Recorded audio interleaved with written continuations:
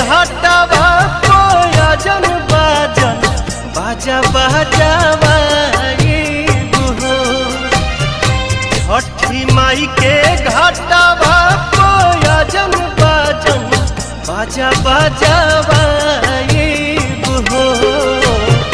गोदिया में होई है बालकवा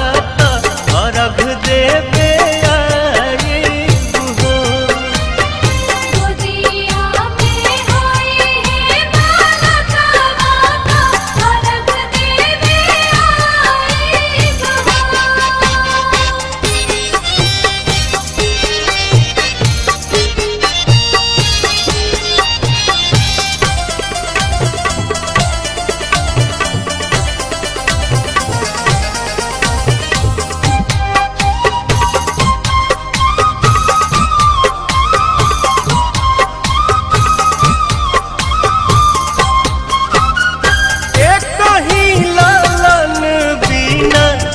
छने मनवा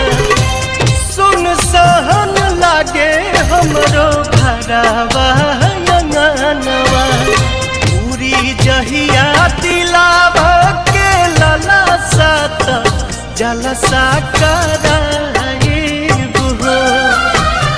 पूरी जहिया दिलावा के लला सात जलसा कराइब हो गोदिया में होई है बालकवा खुशी भरावाइब हो गोदिया में होई है बालकवा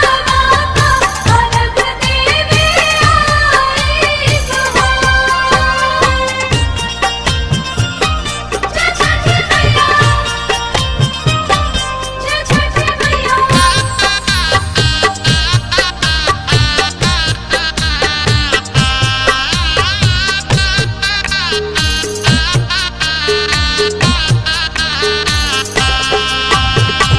मनवा में आस लेके रोवेले बझनिया कहिया बसैबू छठी माई हमरो दुनिया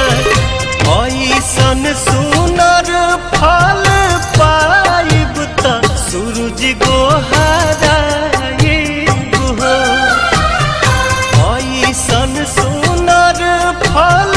पाइब त सूरज गोहराइब हो अरुण पवन के बोलाइब गीतिया गवाइब हो